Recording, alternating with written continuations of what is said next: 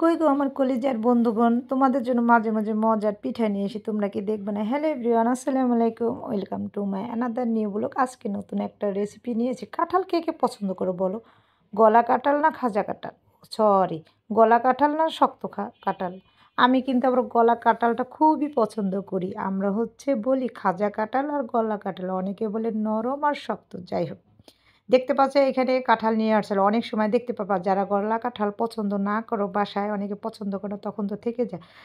শুধু শুধু ফালাবা কেন? টাকা দিয়ে কিনে আনছো না? হ্যাঁ, এই দেখো আমি কাঁঠালগুলো নিয়ে একটা এরকম যাদের চালনি থাকবে, যদি ব্লেন্ডার থাকে ব্লেন্ডার দিয়ে নেবে। আর আমি এখানে যেহেতু চালনি আছে আমার স্টিলের, এরকম তো অনেকেরই আছে, যদি না থাকে দেখতে পাবো বাঁশেরও আছে, সেইগুলো নিয়ে নেবো। এটার ভিতরে আমি রসটাকে বের করে নেব খুব সুন্দর করে।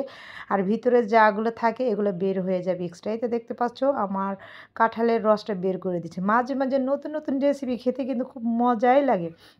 আর যারা কাঁঠাল পছন্দ করো আমার মনে হয় তাদের জন্য তো খুব ভালো হবে।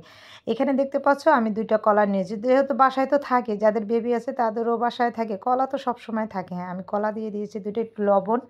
আর এর ভিতরে আমি 1 কাপ চালের গুঁড়া, 1 কাপ ময়দা, দুটো দিয়ে দিয়েছি পরিমাণ মতো। যদি দেখো যে আরও দরকার দিবা। আর এখানে আমি যেই কাঁঠালের রসটা বের করে রেখেছিলাম সেটা পরিমাণ মতো দিয়ে দিচ্ছি, তোমার যতটুকু লাগে।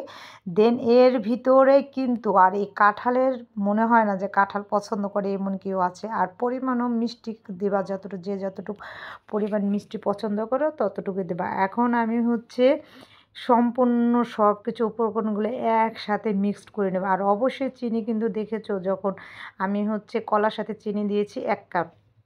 আর কলার সাথে চিনিটা এই জন্যই দিয়েছি যাতে কলাটা তাড়াতাড়ি গলে যায়। এরপরে আমি আবার একটু দিলাম কাঁঠালের। আর এখানে যে ফ্লেভারটা আসছিল না, এই দেখো ডোটা আমি তৈরি করে ফেলেছি।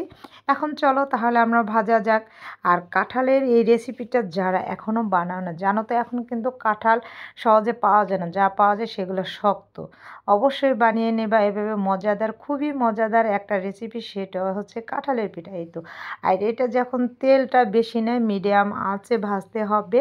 আর তেলটা যখন হালকা গরম হবে তখন দিতে, বেশি গরম হলে কি হবে, উপর দিয়ে পুড়ে যাবে, নিচ দিয়ে পুড়ে যাবে, ভিতরে কাঁচা থাকবে।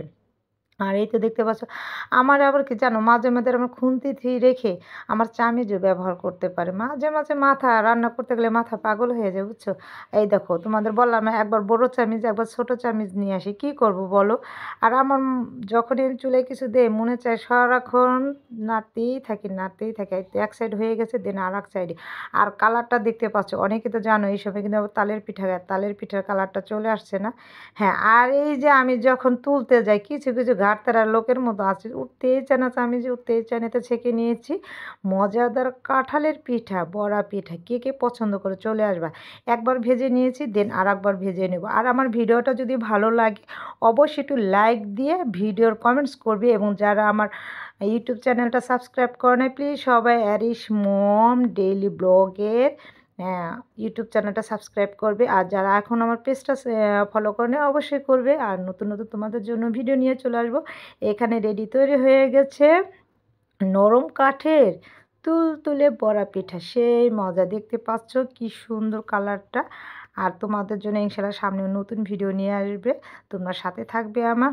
তোমাদের অনেক অনেক ভালোবাসা। আজকের মতো এখানে বিদায়, আল্লাহ হাফেজ।